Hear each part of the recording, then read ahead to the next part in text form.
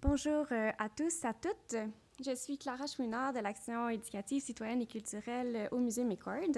Au nom de l'équipe du musée et de celle de l'École d'éducation permanente de McGill, je vous souhaite la bienvenue à cette première rencontre de la série Les dialogues McGill-McCord, présentée dans le cadre des célébrations du bicentenaire de l'Université McGill et du centenaire du musée McCord, mais aussi en relation étroite avec l'exposition Voix autochtones d'aujourd'hui, Savoir, trauma et résilience, qui a ouvert ses portes au public il y a à peine quelques semaines de ça. I am Clara Chouinard from the Education, Community Engagement and Cultural Programs Department at the McCord Museum. On behalf of the museum team and of the McGill School of Continuing Education, I welcome you to this first meeting in the series, the McGill-McCord Dialogues, presented as part of the bicentennial celebrations of the McGill University and the centennial of the McCord Museum, and in connection with the Indigenous Voices of Today, Knowledge, Trauma, and Resilience exhibition, which opened its door to the public just a few weeks ago. Avant toute chose, je voudrais d'ailleurs reconnaître que le musée McCord est situé sur un territoire qui est fréquenté et occupé depuis des millénaires par les peuples autochtones et qui n'a jamais été cédé par voie de traité. La nation Kanien'kehá:ka démontre toujours un fort attachement envers ce territoire qu'elle nomme Tiohtià:ke. Reconnaissant notre passé colonial et ses conséquences désastreuses pour les premiers peuples, le musée McCord considère qu'il est de son devoir de contribuer à une meilleure connaissance des cultures autochtones et à leur revitalisation. L'exposition Voix autochtones d'aujourd'hui illustre bien cette volonté du musée. Réalisée par la commissaire Huron-Wendat Elizabeth King, l'exposition présente une centaine d'objets et d'éloquents témoignages recueillis auprès de personnes provenant de 11 nations autochtones au Québec. Les objets exposés ont été identifiés par l'Innu Jean Saint-Onge de la Maison de transmission de la culture Innu Chapoutane à Uashat. C'est donc la découverte de points de vue et de récits à travers la parole de membres des communautés que le public peut rencontrer dans ce parcours en 3 temps qui aborde les savoirs, les traumas et la force de résilience des Autochtones. Afin de faire résonner cette exposition et son propos encore plus largement, l'École de l'éducation permanente et le musée ont souhaité accueillir 3 invités qui exposeront leur parcours et des expériences évocatrices. Nous sommes fiers de nous associer à l'École de l'éducation permanente à travers cette série qui a été initiée le 30 septembre dernier avec la présentation de Wanda Gabriel dans le cadre de la Journée de la vérité et de la réconciliation. Aussi souhaitons-nous poursuivre cette réflexion au-delà de cette journée commémorative et faire en sorte de poursuivre le dialogue sur ces questions et enjeux qui demeurent cruciaux à chaque instant. I will now give the floor to Dina Guralnik, Director of Strategic Communication at McGill. Just before, I would like to sincerely thank her, as well as Dr. Carola Wheel, Dean of Continuing Study at McGill University, Dr. Carmen Cilicia, Associate Professor and Director of Indigenous Relations Initiative, and Paula Bernardino, Chair of the School of Continuing Studies Bicentennial Committee, and several other members of the school for all the reflections and their work invested in preparing for today's meeting and those to come. Thank you. Have a good event.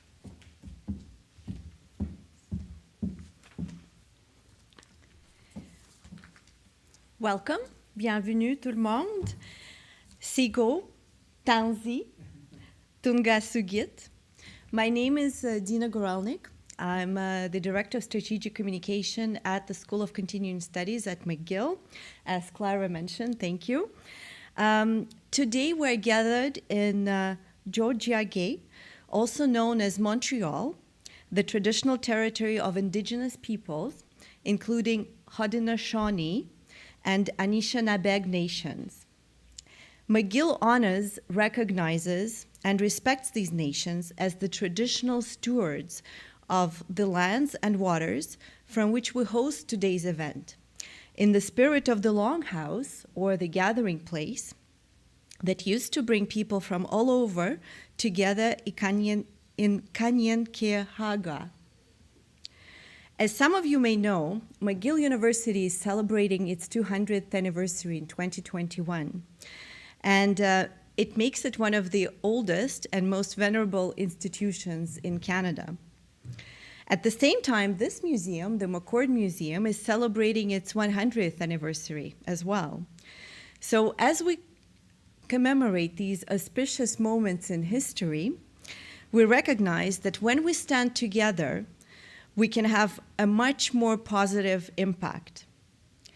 As we celebrate the 3rd century of McGill and the 2nd century of McCord, we have an opportunity to reimagine the role that cultural and educational institutions play in our society, that they can and that they actually should play in our society. And this is also an opportunity for all McGillians to reinforce our ties with our neighbors, the McCord Museum, and in a larger sense as well with our local communities across the city, the country, and the world. So the timing was absolutely perfect for us to launch this new series, the McGill-McCord Dialogues, to mark these special anniversaries and to take the continuing education and the lifelong learning on a journey beyond the ivory tower. We launched the series on September 30th, the inaugural National Day for Truth and Reconciliation, with a talk by McGill's professor, Wanda Gabriel. And last week, we were very fortunate to host Acosys, who is the executive director of the Native Women's Shelter of Montreal. And Acosys shared with us a very touching story, her own personal story, and how she draws on her adoptee experience in the work that she does for Indigenous children, and how she was actually able to transform trauma into action.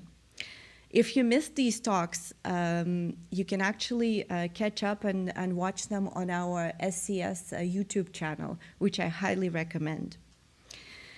And later today, in the afternoon at 4:30, at the McGill building, 680 on Sherbrooke, there's another lecture of one of our colleagues, Kevin Stanley, who will talk about the great piece in connection with the McCord Museum photography exhibition All Together that is currently taking place on McGill College Avenue. I think it's closing soon, so if you want to take advantage of it, go ahead. You still have a couple of days. This dialogue series is intended to be an inclusive conversation that further connects educational and cultural institutions with our surrounding community and with each other. These dialogues are here for you, our community of friends, neighbors, students, alumni, and colleagues, to actively engage with the ideas, images, and artifacts that McGill and McCord offer to help shape our own knowledge and the future before us. I want to thank my colleagues both at McGill SCS and the McCord Museum for their hard work and creativity in standing up these series and this collaboration. A special word of appreciation goes to Paula Bernardino and to Maria Luisa Romano and to Clara. Thank you. I will now let my colleague Robin Clark from the Indigenous Relations Initiative at SCS introduce our speaker, David Carrière-Acco.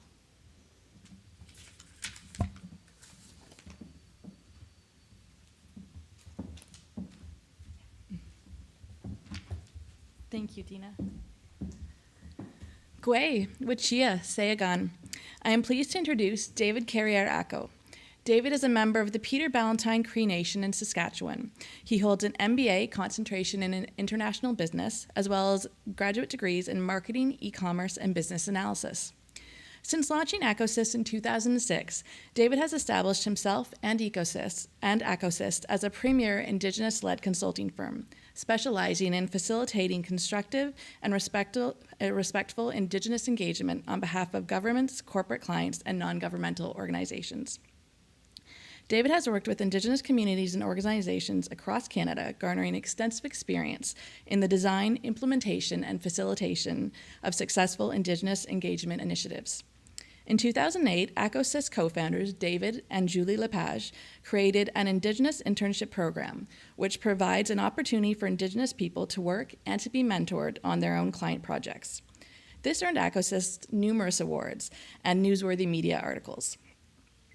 The program has been very successful in creating opportunities for Indigenous peoples, but also for bringing greater workplace diversity. Both Julie and David believe that a critical part of Canada's path towards reconciliation with Indigenous peoples is dependent on inclusion in the Canadian economy and workforce, within the spirit of a nation-to-nation relationship. Today, David is passionate about the use of technology combined with Indigenous traditional knowledges to develop environmental protections and climate adaptation solutions for all of Canada. David continues to work on building Indigenous capacity, especially in STEM professions. He is also a proud member of the Canadian Armed Forces Reserves as an officer in the Air Cadet program, promoting the development of Canada's youth and interest in aviation and aerospace. Today, David's talk is called Reframing Indigenous Relations Through Economic Reconciliation. Everyone, please meet David Carrière-Acco.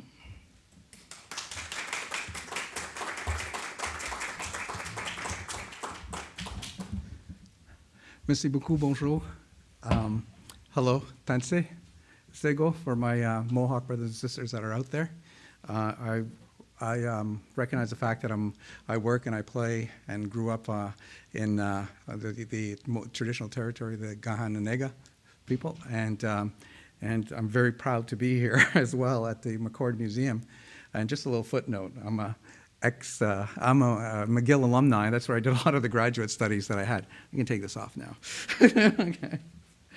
So, and I really thank you for a moment to kind of share what I know, in all my travels as an Indigenous person. I call it a red journey, and this is where it begins. And I guess it begins with my kokam, and my mother. My kokam gave this to me. This is my Thunderbird, very proudly, when I was about 14. And like any 14-year-old, I kind of looked at it and threw it off to the side, then rediscovered it on my red journey, figuring what it is.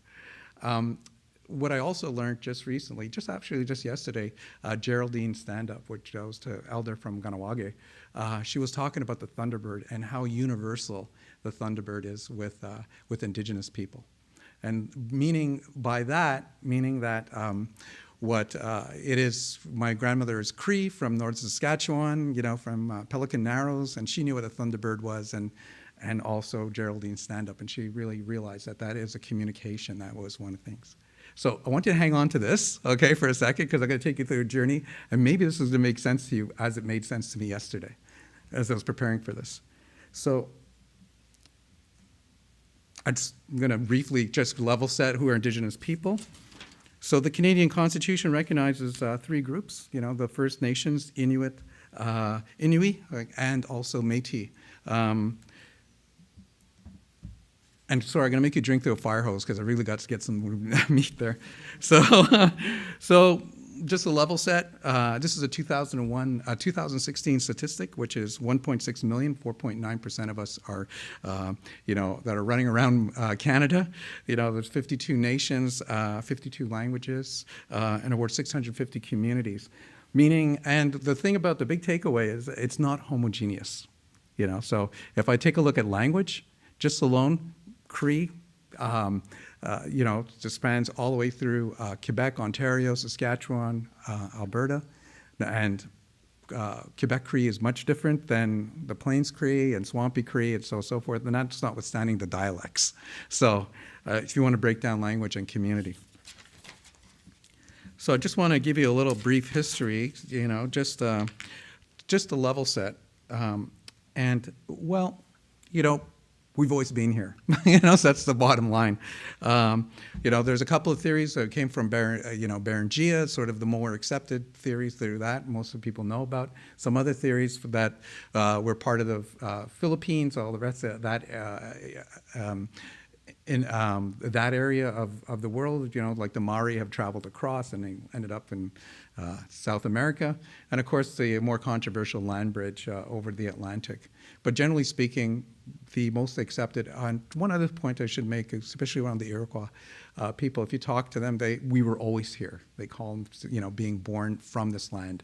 So from that perspective. But the more general theory is that we, came across the Bering Strait. But the important takeaway of this is the fact that even though we were here and there was no contact and so on and so forth, we developed these well-organized structures. We had well-organized societies. We had well-organized ways of governing ourselves. We had legal orders. So it's not just, where the noble savage, as like Rousseau wrote, about us running around like some sort of garden need and sort of relying on the creator. We were just well organized, and that's the most important thing to take away from this slide. The next thing I'd like to be able to talk about is trade routes. And this is where I talk about economic reconciliation. There's a good segment that was put together by U of BC. Please look for it. It's about 5 minutes. It's a real crash course on Indigenous trade prior to being, prior to first contact. And I was kind of fortunate. I've ran into a paper, and they kind of really summarize everything in really economic models, that universities understand. So generally, when you look at it, Indigenous people had specializations. We had competitive advantages with specializations, and within those economic systems. So one of the things is that when you look at it from a technological point of view and some other producing point of view, like for example, in this particular paper, they talk about rabbit skins. There was a community that was really good at making rabbit skins and did it really efficiently, and another community that made fish oil. So if they made fish oil, basically if they made fish oil in one community and they did it, basically by themselves, they didn't produce a lot. But if one community did fish oil and was really efficient at it, they would be able to bilaterally trade with a community that made really good clothing or rabbit skins and so on and so forth. And that was sort of the specialization that they were able to have. The other side of the coin is looking at trade networks. Trade networks, before first contact, were the social connections between communities. If you take a look at the Cree from Shisasabe and Waskaganish and so on and so forth, there was sort of a network within their areas, but also between the Mohawk Nation, the Iroquois Confederacy. If you look at it from the amount of trade networks that were available, So what it meant was the fact that Indigenous people were open to trade between each other, and that's a big takeaway about trade networks. Another part that we're thinking about is the infrastructure, public infrastructure. They talk about that being as part of a basis of an economic model. And those are where the trade networks can move up and down. And for Canada, it was our river system. So if you take a satellite picture of Canada, we are gifted with two things. One is rivers and water. And we can move up and down freely. My uncle, and I'm going to do a little bragging here, that he canoed all the way from northern Saskatchewan all the way to Expo, and they also did it again from his grouping, and they got the hero pictures to prove it, all the way down to the Expo in Vancouver. So that's how vast the trade networks were in terms of being able to meet. And even more so, even more sophisticated. Yes, there were natural ones, but if you take a look at the Incas, they had road systems, so that went up and down the Andes. So there's other things in consideration: the standards, laws, being able to distribute. I don't have to look far. We just look at the Great Law of the Iroquois Confederacy. A very sophisticated law with a balance of power, being able to govern themselves, to have resolutions. And in fact, there's a little-known fact that, the American Constitution is based on the balance of power, which is the Iroquois Confederacy and the way they built and governed themselves. So when Thomas Jefferson looked at this is a great model. It can replace what we had for Crown relations, which is a whole different gamut altogether. The other thing that they had for is a common language, and this is something I actually found out just yesterday, so I'm learning everything as I go through my red journey. Is it called a Chinook jargon? And this was made of native languages, French and English, Old Chinook spoken by the Chinook people, but generally speaking, that was sort of a language of trade, so that peoples really understood each other. And finally, the medium of exchange. They had wampum belts. They were basically using illegal tender. Those are the beads and so on and so forth. They're very valuable. They were hard to make. Dentalum shells, the white tusk small shells that they found on the West Coast, are very valuable in certain areas. And also the more common people that know about the beaver pelts, those were sort of exchanged as well, and especially around what founded our country which was fashion in Europe, but the ability to get the raw good materials here. And they would be able to trade those as well. In this particular paper, they give an example. If you brought in 10 pelts, you can get a gun. Or if you bought in a certain amount of pelts, or maybe just a half a pelt, you're able to get maybe a knife, at a trading post. So they call that made beaver currency. The other side of also, we had property rights. So property rights was basically, when you're looking at it, it's working as a collective of what, especially when the resources were scarce, they had to be able to look at nation property and also personal property. Which looked at, if you made it, you owned it. You just couldn't, take that. It didn't belong really to sort of a collective. So property rights being part of the collective, but in times of scarcity, then property rights would be, enforced. But also, in this particular paper, they noticed that property rights were not all communities had or nations had property rights. So they had a different system. So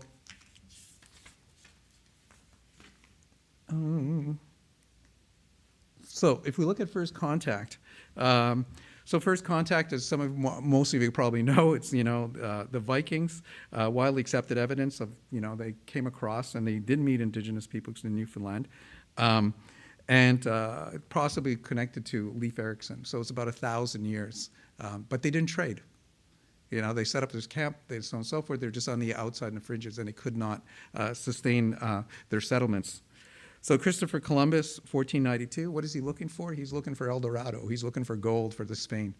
So trade is being one of the big things that are moving people to get trade with China. Since the big problem is that we were in the way, and some mistaken identity. And one of the things that he, the word Indian comes from him because he thought he had India.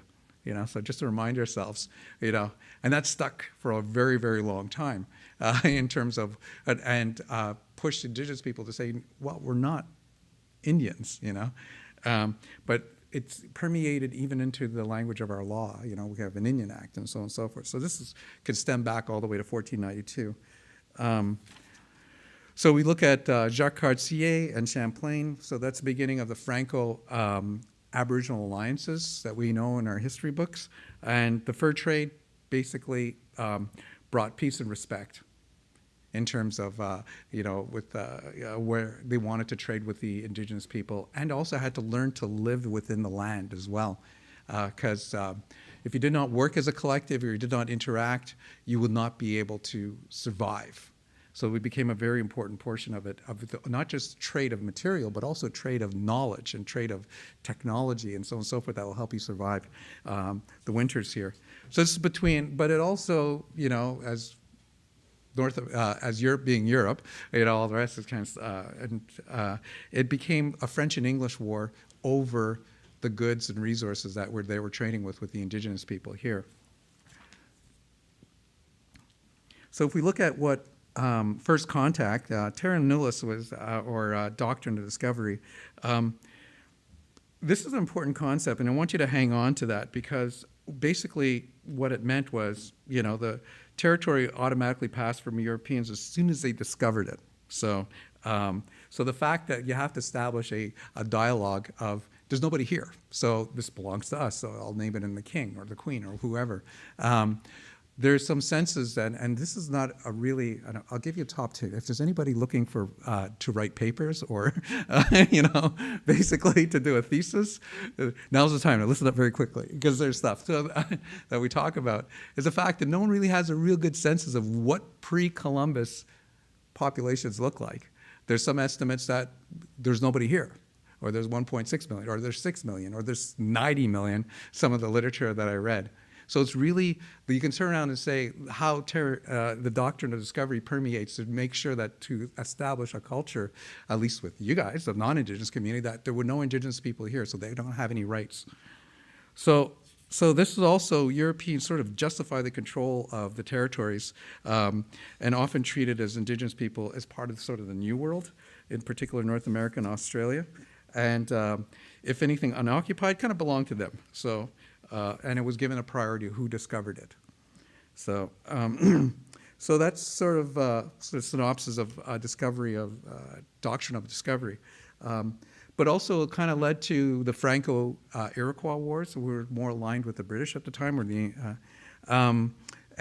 building networks, forts, trading posts to supply the First Nations trading partners to make sure that strengthen the presence. So as they built more and more forts across.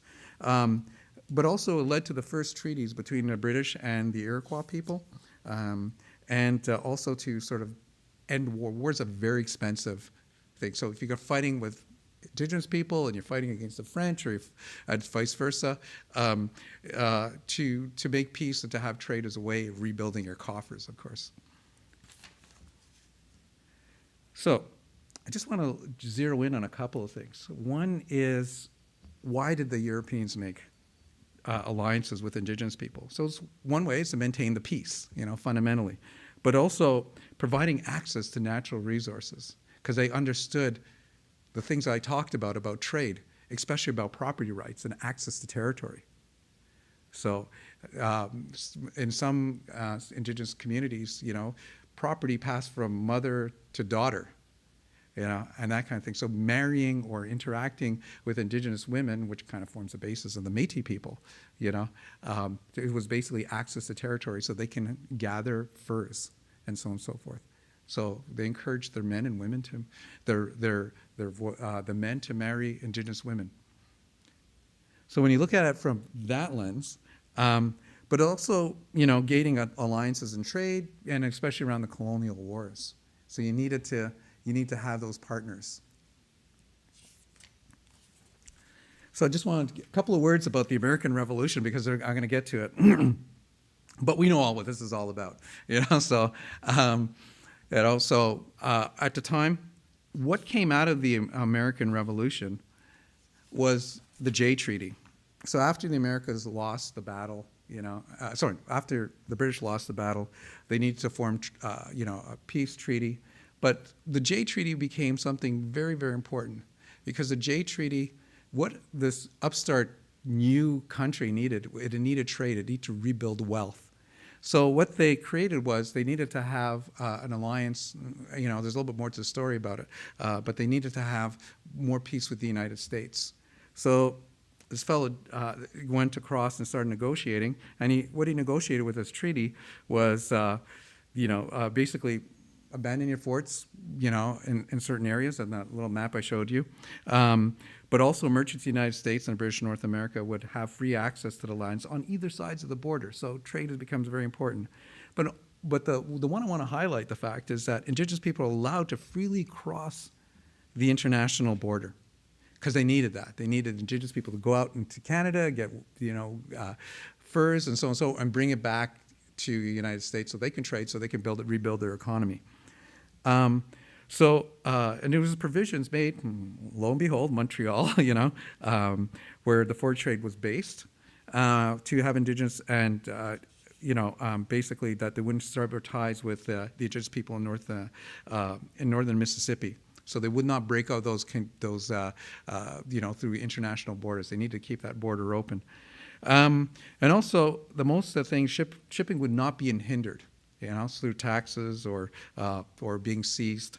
But most importantly, again, excludes all Indigenous people from paying duty on goods carried across the border.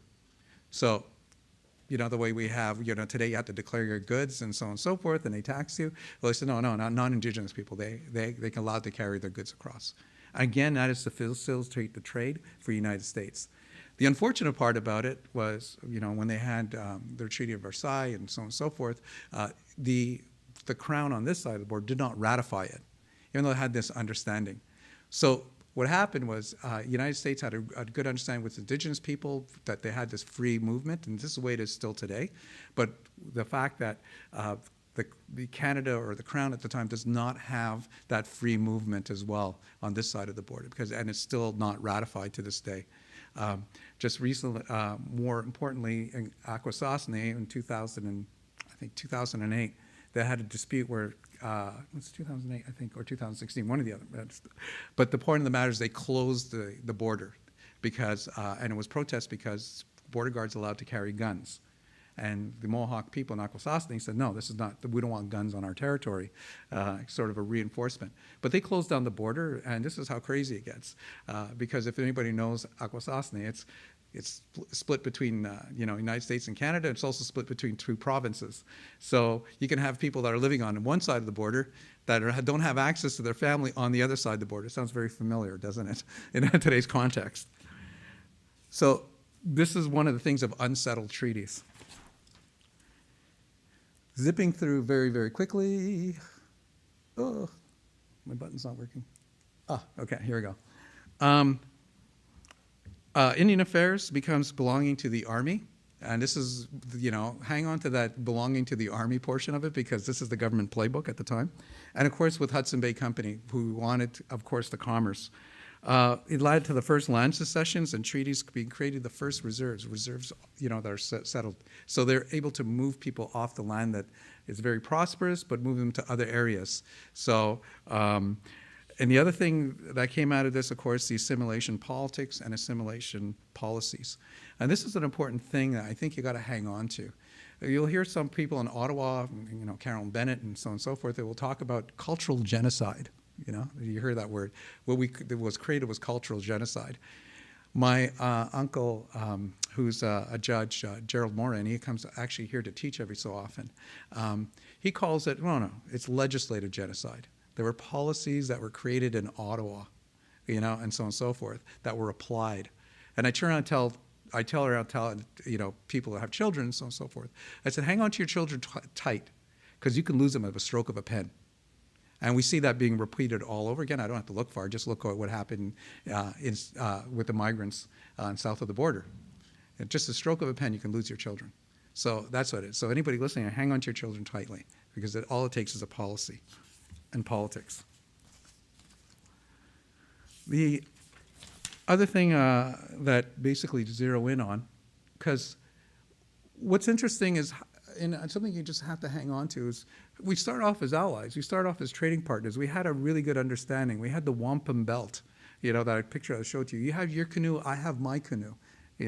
We're together, we'll flow. But you won't interfere my canoe or my affairs, the way I can work with my peoples and gain wealth. And I won't interfere, but we'll share the resources of the land, to becoming wards of the state.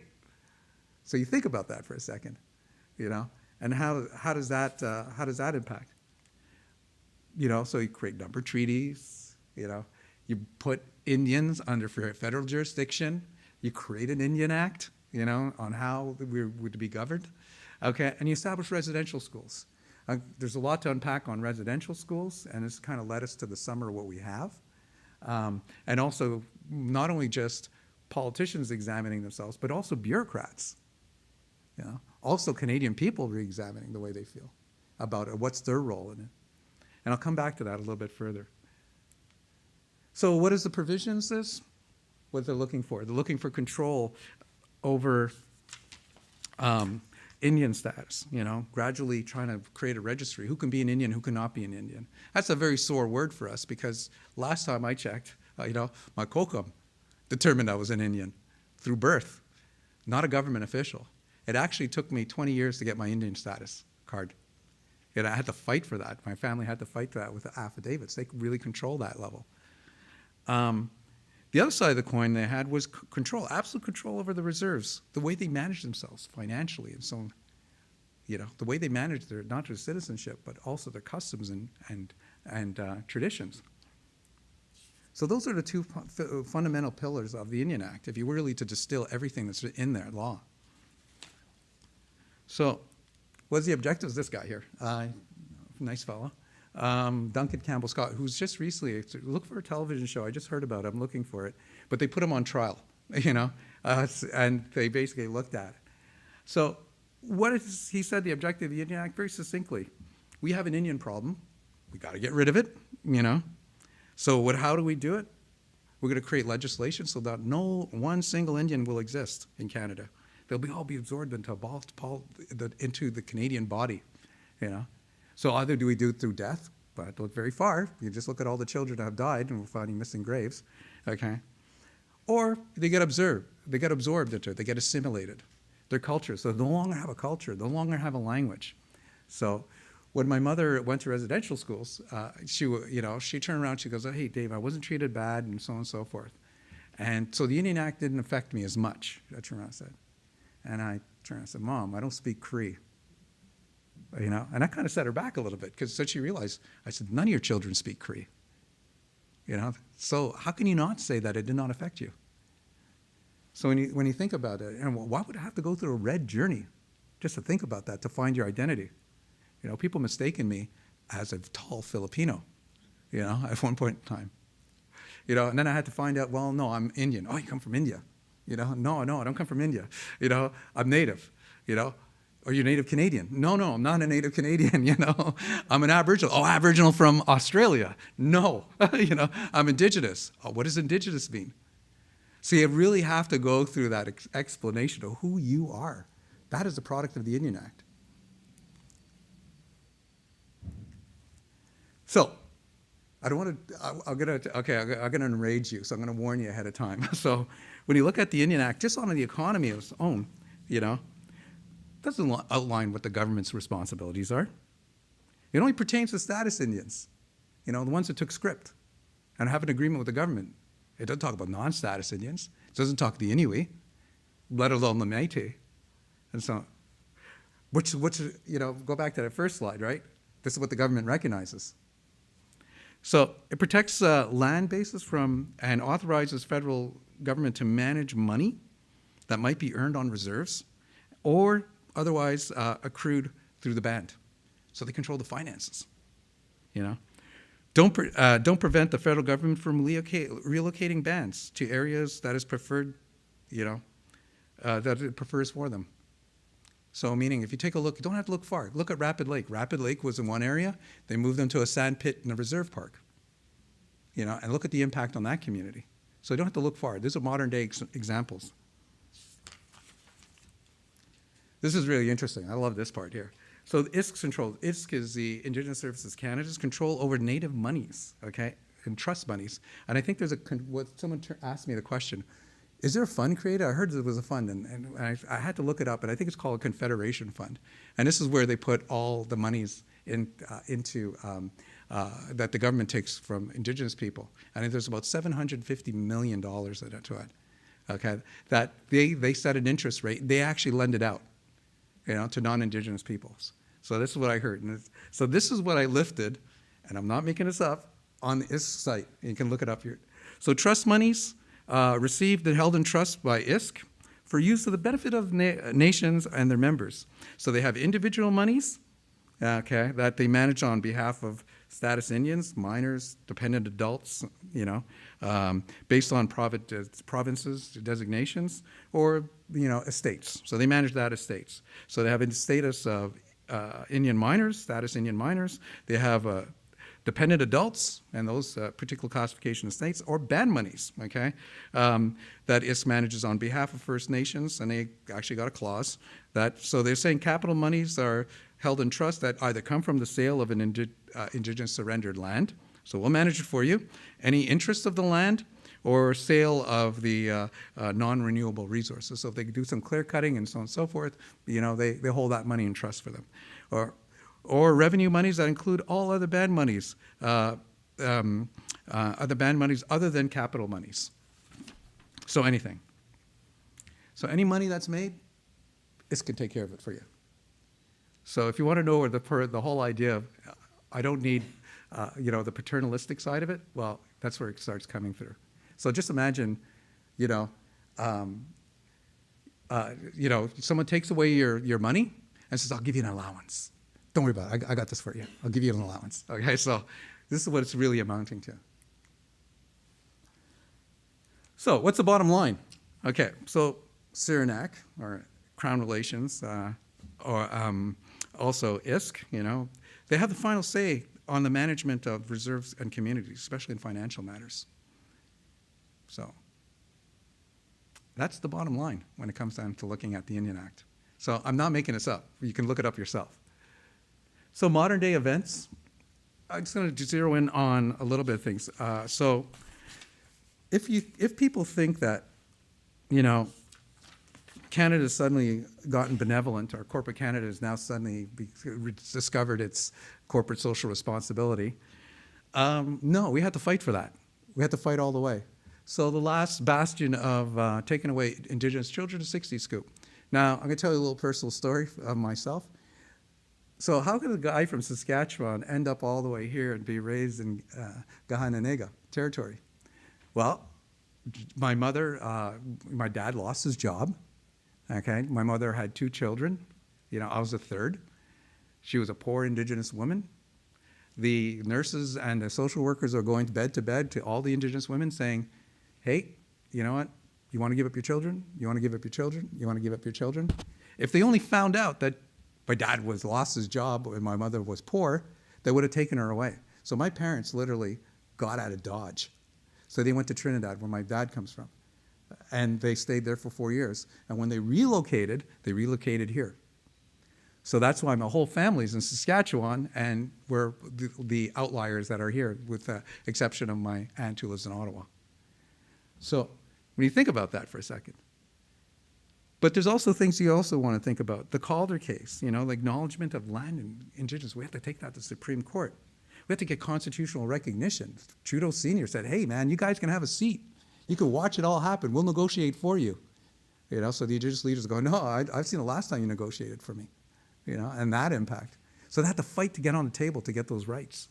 And ironically, it's, people might know this or might not know this, is, Jody Wilson-Raybould, dad, and Pierre Sr., So you talk about history repeating. So I thought that was a missed opportunity in terms of what reconciliation could have been.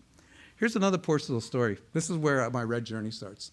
I remember if I'm in the Canadian Armed Forces, I was a Canadian reservist fueling up helicopters during the Oka Crisis, having a moment of Indigenous identity, trying to figure out who I am. What's the impact on this? So being a reservist, you can actually go to your day job. And in my day job, I would become an Indigenous apologist, trying to explain to people, the common people, and I'm realizing there's so little known about land claims issues. They're looking at it as a golf course, I'm trying to explain to them, this is a land claim issue. This is what the Mohawk people are fighting for. They're protecting Gahananega. This is their territory. And it would be really interesting as I go through that debate, the minds would start to shift, and realizing I could. But this led to a watershed moment. Oka, the Royal Commission of Peoples, the apology, and the UNDRIP, recognition of UNDRIP. Okay, I gotta get through this. Yeah. Okay, so truth and reconciliation. Of course, this is where we are. Murdered and missing Aboriginal Indigenous women and girls, and of course, Joyce Saskatchewan and the report that came out recently that Premier Legault says there's no racism in Quebec, or no racism. There's no systemic racism, but there is racism. So it's parsing words. So still meaning that we got a lot of work to do.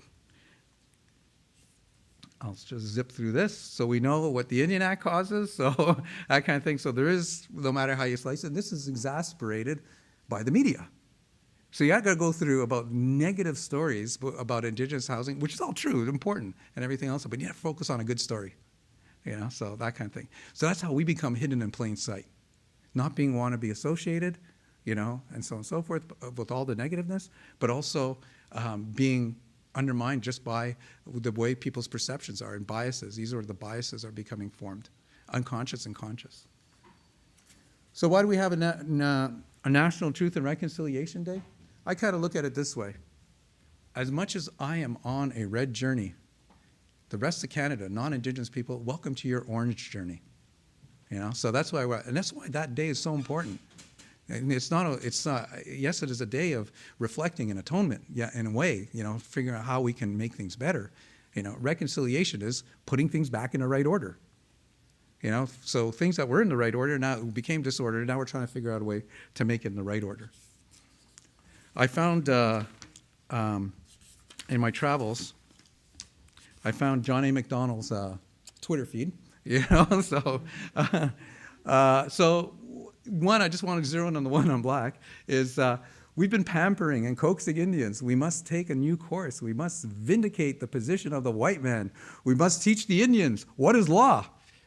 But we must not pauperize them, make them poor, okay? As they say we're doing. So think about all that financial stuff ahead of time, and that's one statement. So if we zero in on, okay, I don't want to leave you all depressed, so I got about 5 minutes to kind of sum it up on to see what we're doing. So yes, we're at a changing point, and I really honestly believe it. Yes, we can close the gap, the employment gap.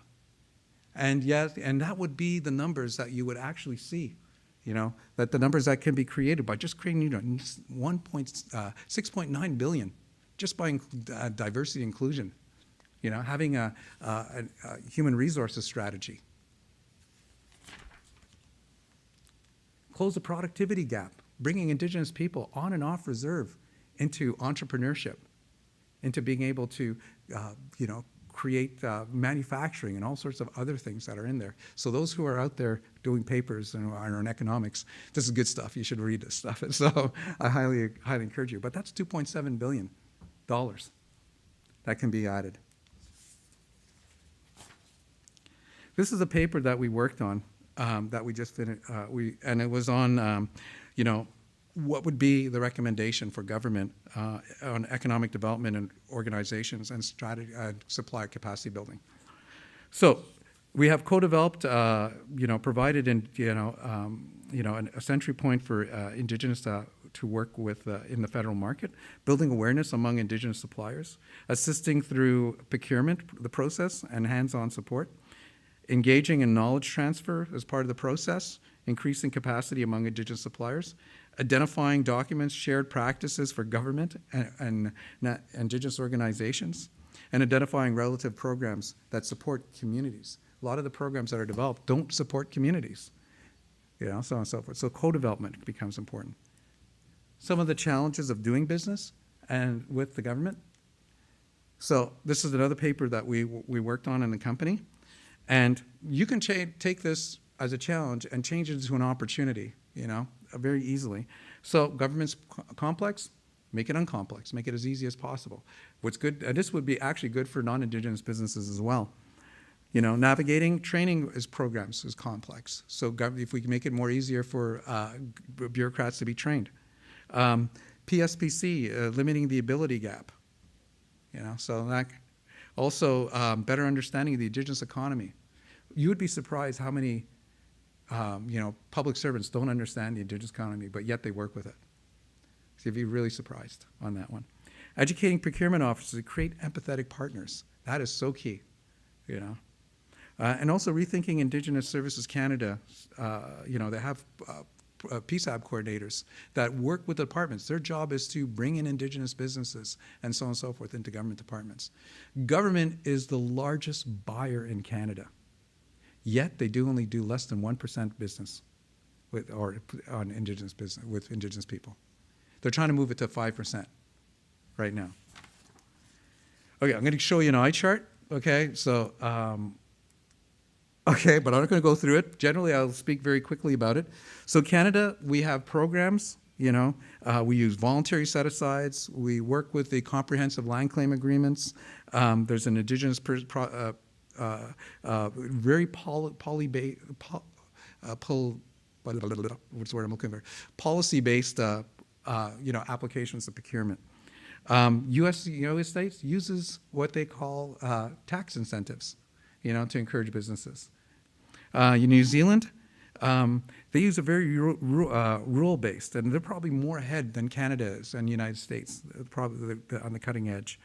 And what they'll also do is they break contracts to be smaller, where Canada kind of makes the big ones, right? They have the IBMs winning the millions and millions of dollars, and hopefully you get trickled down, In Australia, they set targets. So everything about targets and so on and so forth.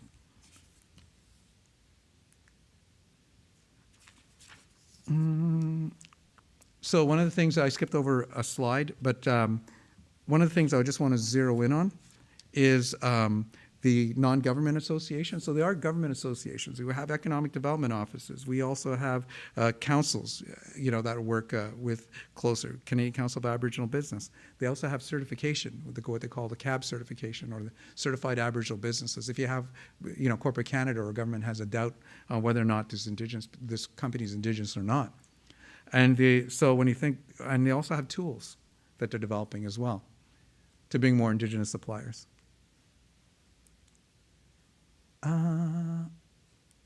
I'll skip this one. One of the things that we're looking at in terms of capacity building for corporate Canada, they have the CarPar Program, Indigenous Relations, that has pillars.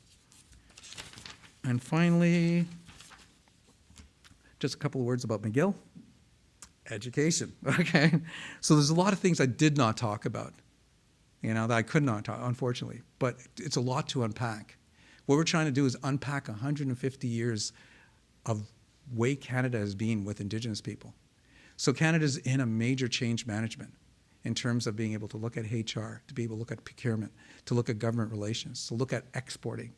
And I haven't talked about Indigenous traditional knowledge. So, and other things that are and technology and so on and so forth. And what is Indigenous IP? Those are things that are undiscovered, So that's Canada's new discovery, I think, is looking backwards and looking how we can push this forward.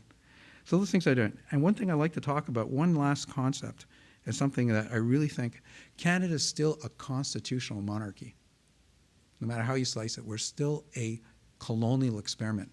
When we go back to that wampum belt, that two-row wampum belt, that's a two-state solution. So if we use our imaginations for a few minutes and redefine what Canada can look like, and we might be able to give a world a new model about colonialism and decolonialization. So one of the big things they had to think about is a duty to be loyal. This is where a bureaucrat could justify doing things and creating legislative genocide and executing on it. And I think the duty to be loyal was the fundamental tenet of the way our government works. So those are things that could be explored and looked at and papers written about. So I'll leave you with that.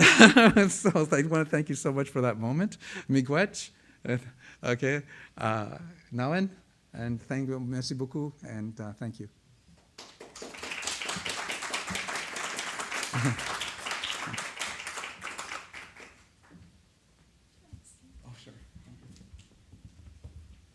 Thank you so much, David. So we have a couple of minutes for questions. We have a couple of mics here that Clara can bring out to you in the audience if you have any questions for David. Thank you.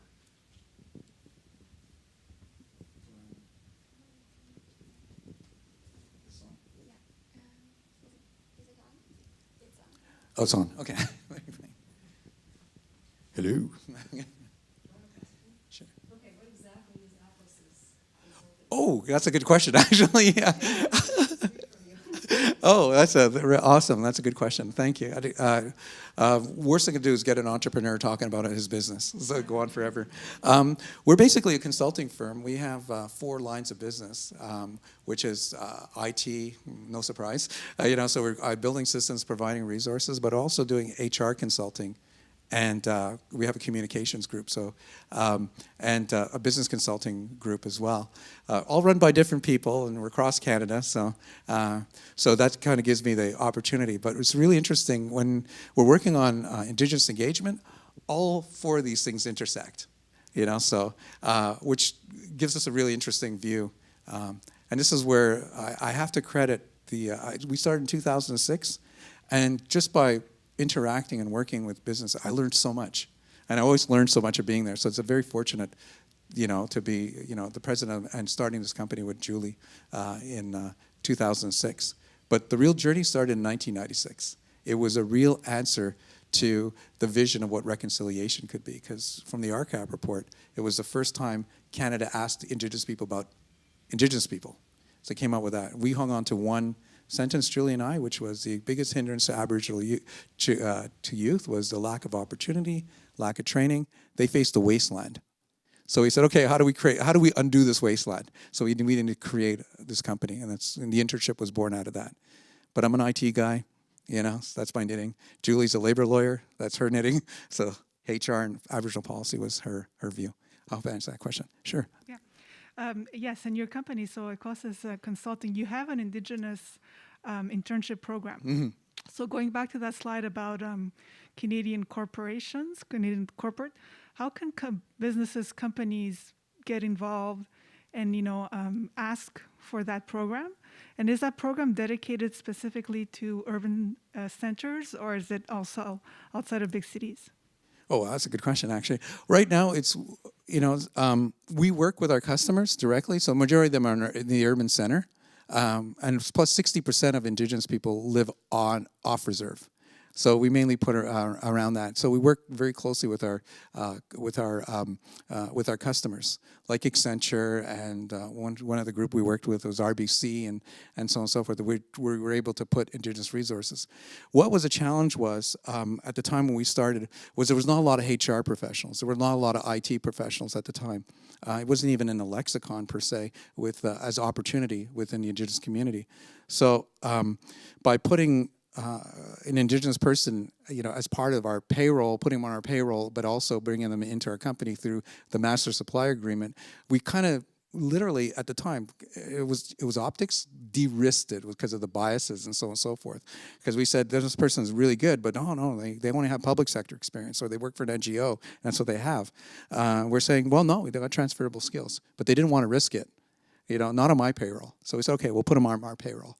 But what we did was we were able to bring them on to be hired. But you can do the same model in off reserve as well. So we were very liberal about what the model can be used. Sorry. I hope I answered your question. Yeah. Hello. I don't know if I should take my mask off or leave it on for this, but it seems to be audible. Yeah, thank you. Mr. Acco, it's really a pleasure to be here and see you and hear your speech with all your knowledge. In about 1990, when the Oka Crisis started, I don't come from Quebec. I come from Winnipeg, Manitoba, but I'd been to the West Coast, and I had this perception that out in the West Coast, the First Nations peoples were much more assertive.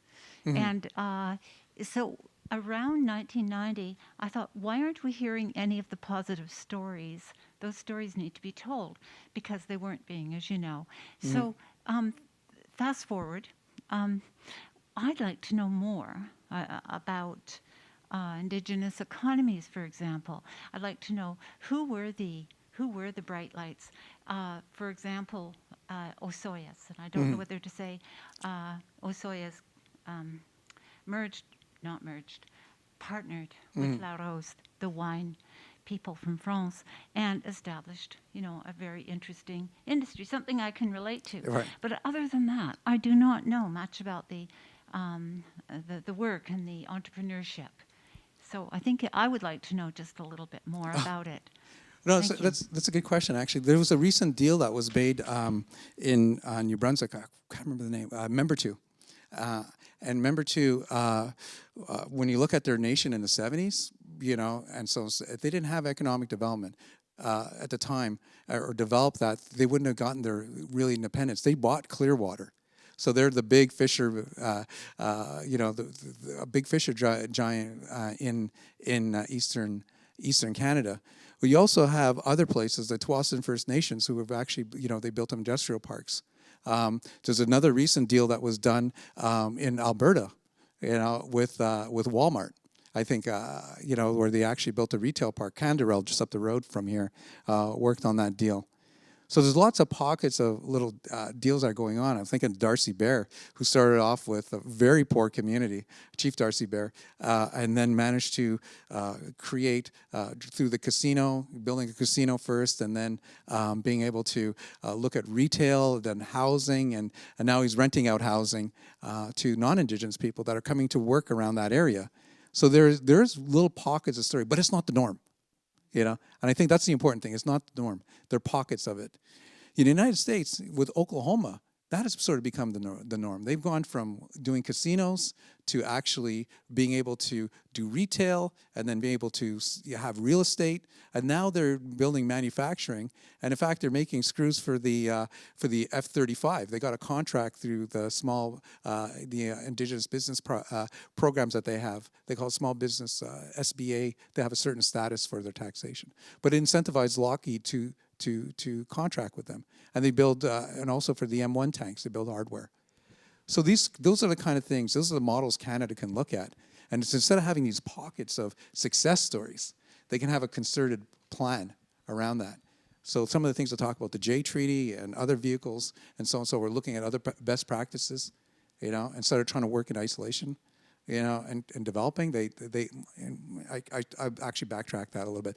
They look at peer countries, but being able to do more pilot projects and experiment a little bit to see what works for Canada, because, okay, sure, go ahead. No, thank you. Just, the image of First Nations and the casino, Mm-hmm. in casinos and contraband, it would be good to get beyond that, because I personally don't see value casinos or contraband. So I think I would like to hear a lot more, but you've started. Thank you. Yeah, I see your point, and to be absolutely honest, when the first casinos started coming out, I didn't like it either, that kind of thing. But I can see the net effect of what the casino industry has done, in terms of what a community is, and all the offshoots that were able to do that. If you look at Casino Rama, with that community in Oshawa, they actually took some of that money and they built up some elder housing and so on and so forth from the benefits and the proceeds of it. But you're right, there has to be a progression and a movement towards that, a greater wealth generation. So access to capital and so on and so forth, that kind of thing. So when you hear about casinos, that's just not our own economy, or you hear about the tobacco industry, that's not our economy, and so on and so forth. That's not the sources of it. That's the stereotypical stuff you hear. But you don't hear about the other little good stuff, let alone Acosys that's just up the street from you, so.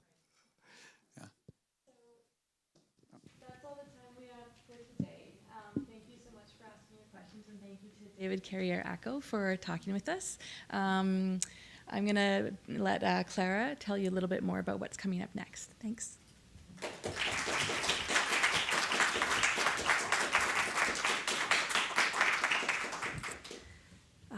Thank you so much to be here today. It was so interesting.